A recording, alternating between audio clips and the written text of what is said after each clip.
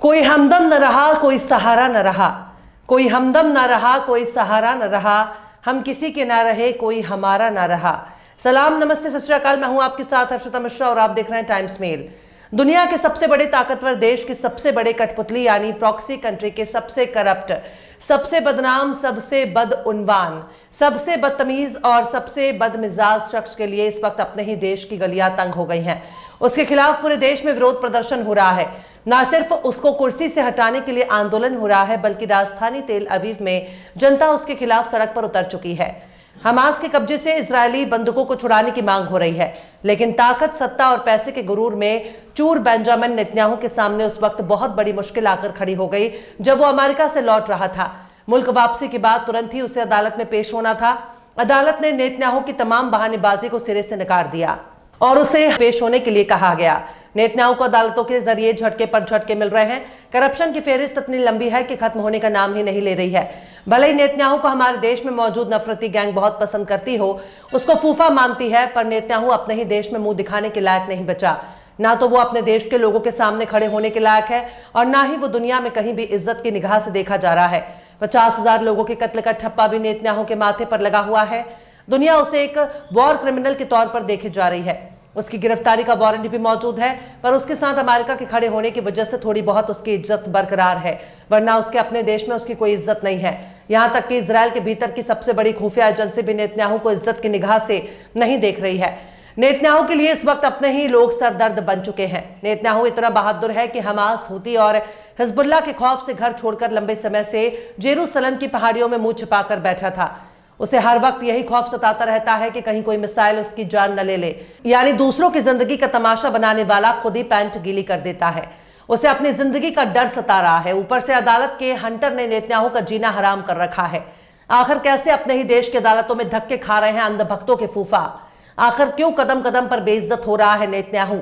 आखिर कैसे जेल जाने के कगार पर पहुंचा अमेरिका का सबसे बड़ा पिट्ठू? बताएंगे आपको और भी बहुत कुछ, लेकिन आप अगर हमारे चैनल पर नए हैं और पहली बार हमारी वीडियो को देख रहे हैं तो आप हमारे चैनल टाइम्स मेल को सब्सक्राइब कर ले, वीडियो को लाइक कर दें और बेल आइकन का नोटिफिकेशन बटन भी प्रेस कर दें ताकि बिना देरी हमारी हर खबर आपको मिलती रहे।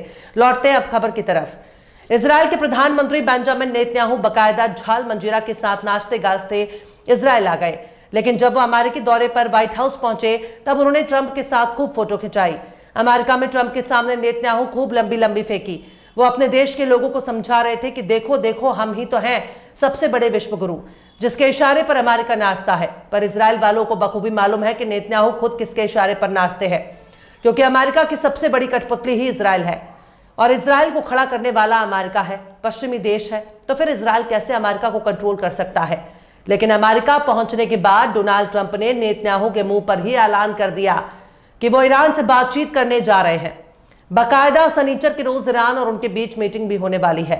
पर बेंजामिन नेतन्याहू को ट्रंप से झटका मिलने के बाद इजराइल में एक बड़ा झटका उनका इंतजार कर रहा था।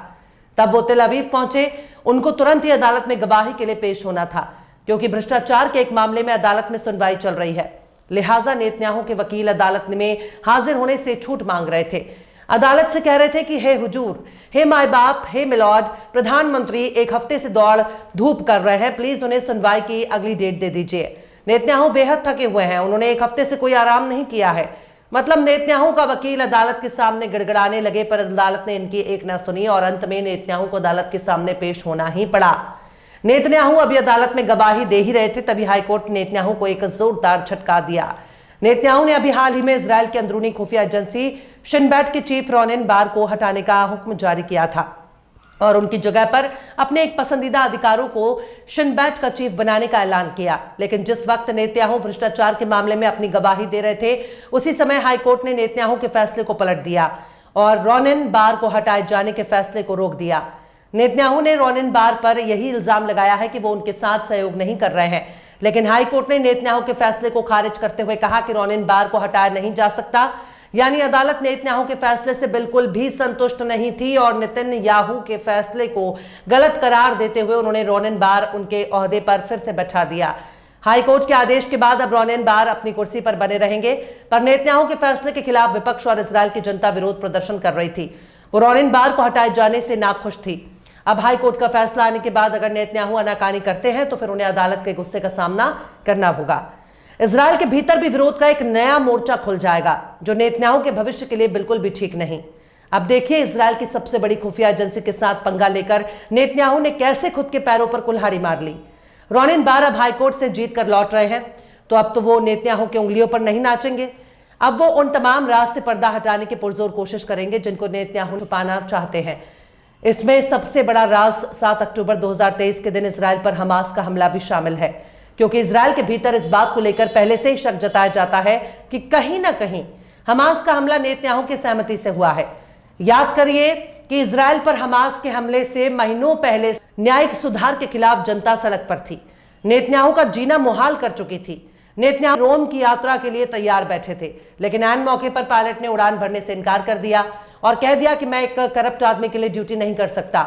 यानी नेतन्याहू आसमान में उड़ान भरने के लिए पायलट का इंतजार कर रहे थे और पायलट ने इनको ठेंगा दिखा दिया। इस कदर नेतन्याहू के खिलाफ इजराइल के भीतर भयंकर गुस्सा देखने को मिल रहा था, लेकिन हमास के हमले ने नेतन्याहू को एक जीवन दान दे दिया। नहीं भूलना चाहिए कि इजराइल के अपाचे हेलीकॉप्टर ने सैकड़ों इजरायली लोगों को ही गोलीबारी और बमबारी में मार गिराया था। इसकी खबर भी इजरायली मीडिया दे चुकी है, जिससे इजराइल की सरकार इनकार करती रही है। हालांकि शिन बेट रोनिन बार ने 7 अक्टूबर की अपने जांच में सियासी क़यादत पर सवाल उठाया था। यानी कहीं ना कहीं वो नेतन्याहू की तरफ उंगली उठा रहे थे और इस जंग के लिए नेतन्याहू को ही कसूरवार ठहरा रहे थे। तो ऐसे में सवाल यह भी उठता है कि कोई व्यक्ति अपने ही देश के नागरिकों को कत्ल क्यों करेगा? कोई भी व्यक्ति अपने ही देश पर हमला करवाएगा तो उसके पीछे की सबसे बड़ी वजह है कुर्सी। कुर्सी लकड़ी का सिर्फ एक ढांचा ही नहीं है, बल्कि कुर्सी अपने आप में एक ताकत है, एक सत्ता का प्रतीक है, एक हथियार है। जिनके पास यह हथियार पहुंच जाता है वो अपने जरूरत के मुताबिक इसका इस्तेमाल करता है। नेतन्याहू प्रधानमंत्री की कुर्सी को संभाल नहीं पा रहा।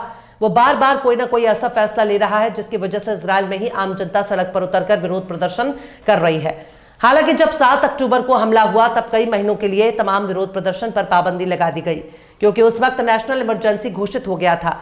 यानी जो काम नेतन्याहू बीते कई महीनों से नहीं कर पा रहे थे, उस काम को हमास के हमले की वजह से बहुत ही आसानी से अंजाम दे देते हैं। और धरना प्रदर्शन, विरोध, प्रोटेस्ट सब के सब धराशाही हो गए। पर इतना तो समझ में आ रहा है कि आने वाला दिन नेतन्याहू के लिए बहुत अच्छा नहीं है। नेतन्याहू को हमारे देश के अंधभक्त दिल से प्यार करते हैं। पूरी दुनिया के मुसलमानों और ईसाइयों का ताल्लुक बैतुल मुकद्दस से है। इसके लिए उनमें कई जंगें हो चुकी हैं। फिलिस्तीन का एक धार्मिक पहचान भी है, जिसकी वजह से दुनिया भर के मुस्लिम फिलिस्तीनियों से प्यार करते हैं। पर भारत के अंदर भक्तों का इजराइल से क्या ताल्लुक है? वो सिर्फ इसलिए नेतन्याहू का समर्थन कर रहे हैं क्योंकि गजा में मारे जाने वाले लोग मुस्लिम हैं। खैर, जिसकी जितनी बुद्धि उतना उसका ज्ञान। पर नेतन्याहू के आने वाले दिन बहुत मुश्किल नजर आ रहे हैं। अगर करप्शन में जेल जाएंगे तो कुर्सी भी जाएगी और इज्जत भी लुट जाएगी। जुल्म का अंत कभी ना कभी हो ही जाता है। जालिम का अंत भी बहुत बुरा होता है, जिसे दुनिया देखना भी पसंद नहीं करती। फिर भी कुछ लोग कुर्सी के लिए क्या कुछ नहीं करते। नेतन्याहू महज कुर्सी के लिए गजा की जंग को लंबा खींच रहे हैं। उनकी लड़ाई बच्चों से है, औरतों से है, बुजुर्गों और बीमारों से है। पर हमास से उनकी कोई जंग नहीं है। इसलिए जमीन पर हमास से लड़ने के बजाय सीधे बच्चों पर ही बमबारी कर रहा है। खैर, सत्ता का गुरूर अच्छों को मगरूर कर देता है, पर फसाद और कत्ल कराने वालों का अंजाम भी एक दिन ऐसा ही होता है जैसा वो दूसरों के साथ करते हैं। क्योंकि वक्त किसी का सगा नहीं होता और वक्त से बड़ा कोई बलवान नहीं होता। वक्त सबका बदलता है। गजा का वक्त भी आएगा जो नेतन्याहू से हिसाब लेगा। बहरहाल, चलते चलते आखिर में मुजाहिद फराज ने भी क्या खूब फरमाया है। फसाद, कत्ल, तअस्सुब, फरेब, मक्कारी। फसाद, कत्ल, तअस्सुब, फरेब, मक्कारी सफेद पोशों की बातें हैं, क्या बताऊं मैं। फिलहाल इस खबर में बस इतना ही। इस पूरी खबर को शम्स तबरेज ने लिखा है, जिन्हें आप ट्विटर पर भी फॉलो कर सकते हैं। ट्विटर हैंडल है @शम्स तबरेज काजी। ये वीडियो आपको कैसा लगा कमेंट बॉक्स में जरूर बताइएगा। वीडियो पसंद आए तो लाइक करें, शेयर करें और बेबाक, निष्पक्ष, स्वतंत्र पत्रकारिता को सपोर्ट करने के लिए आप हमारे चैनल टाइम्स मेल को जरूर से सब्सक्राइब करें। और हाँ, बेल आइकन की घंटी वाली बटन आप जरूर से दबा दें ताकि आपको हमारे आने वाले नए वीडियो की नोटिफिकेशन फौरन ही मिल जाए। फिर मिलते हैं किसी और वीडियो में एक नई खबर के साथ। हर्षिता मिश्रा को दीजिए इजाजत। जय हिंद। अगर अभी तक आपने हमारे चैनल टाइम्स मेल को सब्सक्राइब नहीं किया है तो जल्दी से सब्सक्राइब कर दें और बेल आइकन भी प्रेस कर दें।